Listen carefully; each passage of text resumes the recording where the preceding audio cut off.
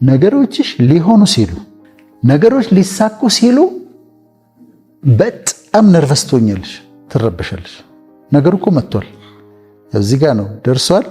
ከዛ አንቺ ርብሽ በቃ ተስፋ መቁረጥ፣ ከፈጣሪ ጋር መጣላት፣ ወይ እንዲያረጋለሁ የራሴን መንገድ ይሄዳለሁ። በርሽ ላይ ነው ያለው ነገሩ። የምትጠብቂው ነገር በር ላይ ነው ያለው። የምትጠብቂው ነገር በር ላይ ሆኖ አንቺ ድብልቅልቅ ሽወጣ ከፍላገት ትታያለሽ። በማግስቱ እኮ ታፍሪያለሽ። አንድ ቀን ሲቀረው፣ ጥቂት ሳምንታት ሲቀረው፣ ጥቂት ወራት ሲቀረው ሰዎች ብስጭት ይላሉ፣ ተስፋ ይቆርጣሉ ምናምን። አሁን የሚመለከቱን ሆነው እንዲህ ተስፋ መቁረጥ ሲገቡ ምናልባት ነገራቸው ደርሷል። በረከታቸው በር ላይ ነው ያለው። አንድ ጊዜ ደግሞ ምን ሆነ መሰለሽ? አንድ ሰው ቢሮ ቆመናል፣ ገብተን መቀመጥ ፈልገናል። 3 ነን። የቢሮ ባለቤት የለም። እንደዚህ ደግሞ ይዘንብ ነበርና በር ላይ ቆመን አይ የጠፋ በሩን እንትን ብሎ ነው ያለ። 3ታችንን መግባትና መቀመጥ ፈልገናል። ከዛ ከመካከላችን አንዱ በሩን ገፋ አደረገው። ገፋ ሲያደርገው ለካ አልተቆለፈ። አንዳንዱ በር አልተቆለፈም። ትንሽ ገፋ ማድረግ ነው የሚጠይቀው። ገፋ ስታደርጊ ኦልሬዲ ቁልፍ ተከፍቷል፣ አንሎክ ተደርጓል። አሁን ከአንቺ የሚጠበቀው ትንሽ ገፋ ማድረግ ነው። ግን በሩ ጋር ቆመሽ ታለቅሻለሽ። የኔ ጉዳይ እንደው እንዲህ ያለሽ፣ በሩ ተከፍቷል፣ አንሎክ ተደርጓል። ገፋ ማድረግ ብቻ ነው የሚጠይቀው። ትንሽ ገፋ ስታደርጊ ይከፈታል። እና ይሄንን ማወቅ በጣም ጠቃሚ ነው። ነገራችሁ ሊደርስ ሲል ሊሆን አካባቢ ጭንቀቱ ይጨምራል።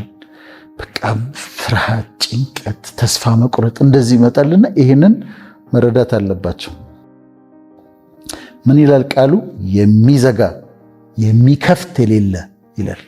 የሚከፍት የሚዘጋ የሌለ ይላል።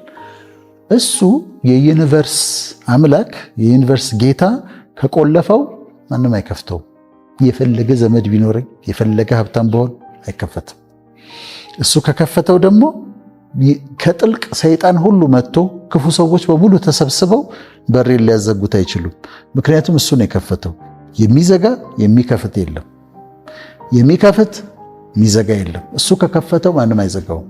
እሱ ከዘጋው ደግሞ ማንም አይከፍተው። በዚህ መተማመን ያስፈልጋል። መስመራችንን ከሱ ጋር ካደረግን ይሄ ነው እና ይልቁን መጠንቀቅ ያለባቸው ሌላው ምንድን ነው? ልክ በረከትሽ ሊመጣ ሲል ደግሞ ግር ብሎ ይመጣሉ። ለምሳሌ አንድ ሴት ትዳር ትጠብቃለች አይደል? ማአት ባሎች ይመጣሉ፣ ካንዲዴቶች በጣም እኮ ነው የሚገርመው። ግር ብሎ ይመጣሉ። ወይ ወንዱ እየጠበቀ አይደል? ሴቶቹ ግር ብሎ ይመጣሉ እና መለየት ትቸገራለች። ይሄ ነው ስራ የሚጠብቅ ችናት ስራ የሚጠብቅ ተዘግቶ የነበረ እዚህ ጋር ይጠራል፣ እዚህ ጋር ይጠራል፣ እዚህ ጋር ይጠራል፣ እዚህ ጋር የትኛው ነው ብሎ መለየቱ ላይ ይልቅ መጠንቀቅ አለባቸው። ስለዚህ ሊደርስ ሲል አንድ ውጊያው ይጨምራል፣ ተስፋ መቁረጥ ይኖራል። 2 ደግሞ ሲመጣ ደግሞ ተመሳስለው የሚመጡ ነገሮች ይመጣሉ። ተመሳስለው ልክ ክርስቶስ መምጫህን በምናውቃለን ሲባል እኔ ልመጣ ስል ብዙ ሐሰተኛ ክርስቶሶች ይመጣሉ አለ። ስለዚህ ለምትጠብቀዋ ሴት ሐሰተኛ ባሎች ይመጣሉ፣ ለወንዱ ሐሰተኛ ሚስቶች ይመጣሉ። ግር ብለው ነው የሚመጡት። ይህንን ደግሞ መጠንቀቅ ያስፈልጋል ማለት ነው። ወደ ኖህ እንመለስ። ጻድቁ እግዚአብሔር በጻድቁ ኖህ ላይ ዘጋበት አለ። ለምን ዘጋበት? ምን ተፈጠረ? ከዛ በኋላ አንደኛ የዘጋበት ምክንያት ከጥፋት ውሃ ሊያድነው እንዳይሞት ነው። አንዳንዱ በር የሚዘጋብን እንዳንጎዳ ነው። እኔ አሜሪካ ሊሄድ የፈለግኩበት እድሜ ከሜዲካል ስኩል ወጥቼ 26 ዓመቴ ምናምን ነው ሊሄድ የፈለግኩበት እድሜ። በዛ ሰዓት ጠጣለሁ፣ እጨሳለሁ፣ ቅማለሁ፣ ገርልፍሬንድ ምናምን ገና ይሄ ወደ መንፈሳዊ ህይወት አልተጠጋሁም። በዛ ሰዓት እኔ ብሄድ ኖሮ በጣም አደጋ ውስጥ ልገባ እችል ነበር። በጣም አደጋ ውስጥ ልገባ እችል ነበር። ምክንያቱም በቃ ሁሉን ነገር ሙከራ ላይ ስለነበርኩ። ስለዚህ ፕሮቴክት ሊያደርግሽ ሊጠብቅሽ ከውጭ ይዘጋብሻል። ልትሄጂ ስትይ አይቻልም፣ አትሄጂም፣ እየጠበቀሽ ነው። ልታገቢ ስትይ አታገቢም፣ ለምን? እየጠበቀሽ ነው። የተሳሳተ ትዳር ነው። የተሳሳተ ትዳር ውስጥ እንዳትገቢ ይፈልጋል። ፕሮቴክት ያደርግሻል እና ይጠብቃል። ፕሮቴክት ሊያደርገን ይዘጋብናል። ይህም ማወቅ አለብን። አንዳንዱ ነገር ሲዘገይ እየጠበቀን እንደሆነ ማወቅ አለብን። አሁን በር የተዘጋባቸው ሰዎች የሚመስላቸው እንቅስቃሴ የሌለ ይመስላቸዋል በህይወታቸው። ግን ያ እየጠበቁ እያሉ ቅድም እንዳልሽ የተሰሩ ህይወታቸው ከፍ እያለ ነው። በር ዝግ ነው። አዎ። ያሰቡት ነገር አልተሳካም ገና። አዎ። በህይወታቸው ግን ከፍ እያሉ እየወጡ ነው። እንትን አይደለም፣ ስታቲክ አይደለም፣ ዝም ብሎ አይደለም እየጠበቃችሁ ያላችሁት። በዚህ በመሰራት ውስጥ እሱ ከውጭ ዘግቶ ግን ከፍ እያደረገው ነው ህይወታችሁን የሚል መልእክት ማስተላለፍ ፈልጋለሁ። ስለዚህ አንደኛ ከጥፋት ሊያድነን ነው፣ ሁለተኛ ከፍ ሊያደርገን ስለፈለገ ነው፣ ሶስተኛ እንዳንፈራቸው ብሎ ነው። የህይወትን ተግዳሮቶች እንዳንፈራቸው ብሎ ነው። አሁን ማጣት የሚያስፈራው ሰው አለ። አንቺ ማጣትን አይተሸዋል መርከብሽ ውስጥ። ስለዚህ አያስደነግጥሽም። ዛሬ እንትን የለም ታዲያ እንዲያርጊና ሽሮ ሰሪና በቃ ይሆናል። ታዲያ ማጣትን አውቀዋል። ህመም እንደዚህ መጣ፣ ያው መርከብ ውስጥ አይቼዋለሁ፣ ህመምን ይድናል፣ ችግር የለም ትያለሽ። እሱ ነው ሶስተኛው። አራተኛው ምንድነው? በጣም ደስ የሚለኝ ያቺ መርከቧ ሄደችና ውሃው ከስር እየጨመረ ኖህ እንደተዘጋበት ነው፣ መውጣት አይችልም። አራራት ተራራ ላይ ወጣች። ተራራው ጫፍ ላይ ወጣች።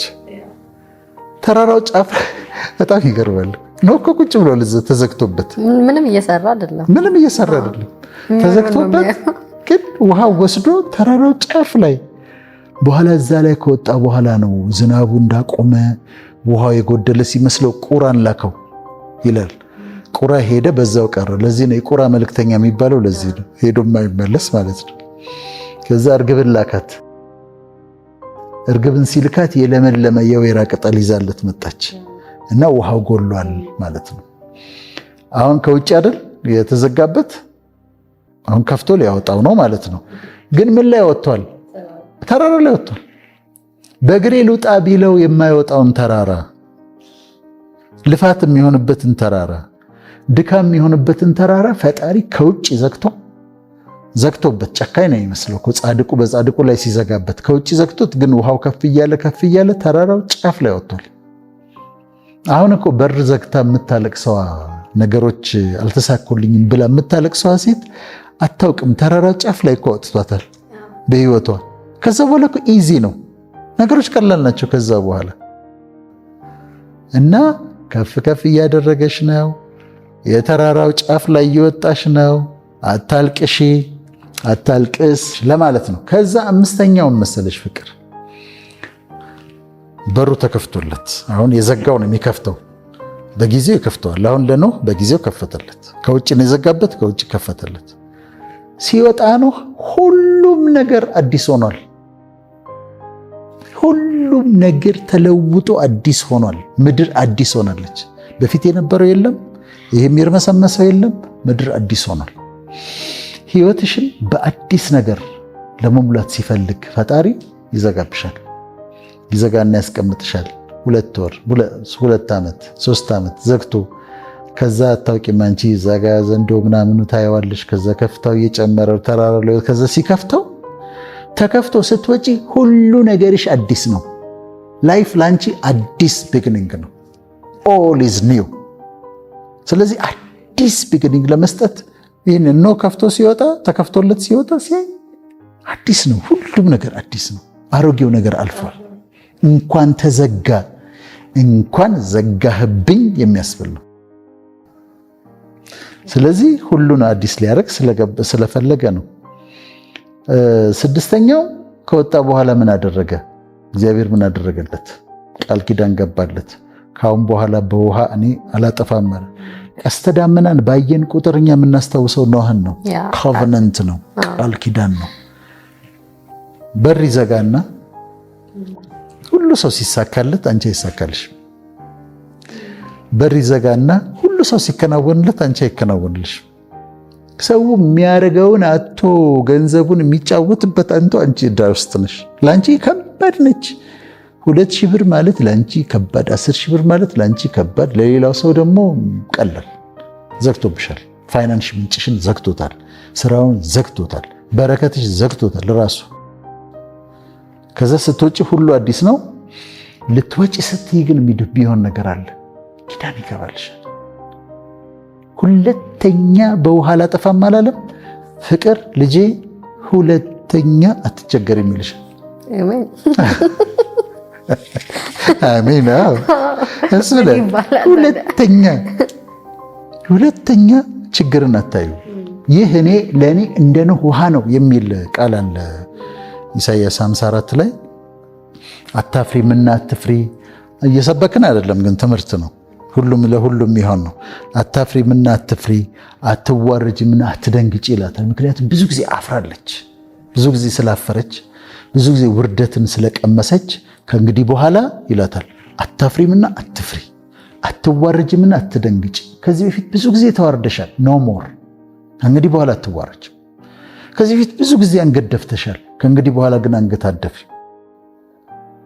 ብሎ ከዛ ይህ ለእኔ ይላታል እንደ ኖህ ውሃ ነው። የኖህ ውሃ በምድር ላይ ጥፋት እንደማይመጣ ተመልሶ አንቺ ካሁን በኋላ ጥፋት ውስጥ አትገቢ ይላታል። በርሽ ተዘግቶ አዝነሽ ተክዘሽ ከፍቶሽ ከውጭ ዘግቶብሽ እንዳትንቀሳቀሽ አድርጎ ልክ ሰዓቱ ሲደርስና በሩን ሲከፍት ግን ቃል ይገባልሻል። በፍጹም በህይወት ዘመንሽ ከእንግዲህ በኋላ አትዋረጅም፣ ከእንግዲህ በኋላ አታፍሪም፣ አትፍሪ፣ አትዋረጅም፣ አትደንግጪ ብሎ ቃል ይገባልሻል። ያ ጊዜ ካለፈ በኋላ በቀሪው ዘመንሽ እንደዚህ መዋረድ፣ ያ ችግር ተመልሶ አታዩ። ስለዚህ ቃል ኪዳን ሊገባልሽ የቃል ኪዳን ሰው ሊያረግሽ ሲፈልግ ይዘጋል። የመጨረሻ በዚህ ፕሮሰስ ውስጥ እሱን ታውቂዋለሽ። አንዳንዴ ምንድነው መጀመሪያ ህይወታችን ላይ ልክ በቃ ስንጠይቅ ይሰጠናል፣ ስንጠይቅ ይሰጠናል። ዝም ብሎ የሚሰጥ አምላክ ይሆናል። ከዛ ይመጣና ይዘጋና ያስተምርሻል፣ ይሰራሻል፣ ብዙ ነገር ያሳርሻል። በዚህ ሂደት ውስጥ ፈጣሪን እያወቅሽው፣ ባህሪውን እያወቅሽው፣ እየፈራሽው፣ እያከበርሽው ትመጫለሽ። አሁን እግዚአብሔርን አውቃለሁ ለማለት አልደፍርም፣ ግን እንዳልዳፈረው አድርጎ ግን አስተምሮኛል። ማን እንደሆነ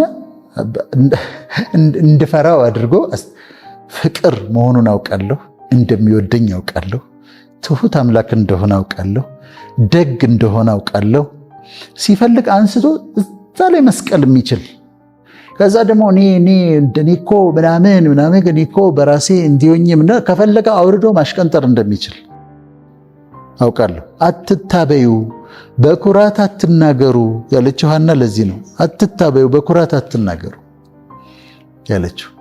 እግዚአብሔር አዋቂ ነው ያለችው ለዛ ነው።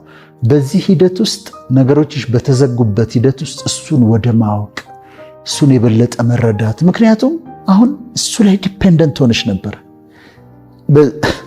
በሮች በተዘጉበት ሰዓት በየቀኑ ከሱ ለምነሽ መጠየቅ አለብሽ። እንዲያድርግልኝ ማለት አለብሽ። ሁሉ ነገር ካለ ግን እኮ ሰው አንዳንዴ ትዝ ሲለው ነው የሚጸልየው። ምን ችግር አለ ታዲያ? ገንዘብ አለ አይደል? ያድርገው። ይሄ እንደዚህ ነው። ምን አጸለየ ታዲያ? ውጣና ግዛው ሂድና፣ ይሄ እንዲህ ልጅህ ትምህርት ቤት ታዲያ ክፈልና አስተምራት፣ ምን ችግር አለ ነው የሚለው። በዚህ ሂደት ውስጥ ግን እያንዳንዷን ነገር ከሱ እጅ መቀበል ተምረሻል። እያንዳንዷን ነገር ከሱ መለመንን ተምረሻል። በዛ ሂደት ውስጥ አንድ ሰውን እንኳን የበለጠ የምታውቂው ከሱ ጋር ጊዜ ባሳለፍሽ ቁጥር ነው አይደለም? ልክ እንደዛው በጣም ዲፔንደንት ስትሆኝ ፈጣሪ ላይ የበለጠ እያወቅሽው ትመጫለሽ። ስለዚህ በር የተዘገባችሁ ነርቨስ አትሁኑ፣ ጥላችሁ አትሂዱ፣ ተስፋ አትቁረጡ፣ ጸልዩ፣ ጠብቁ ለማለት ነው።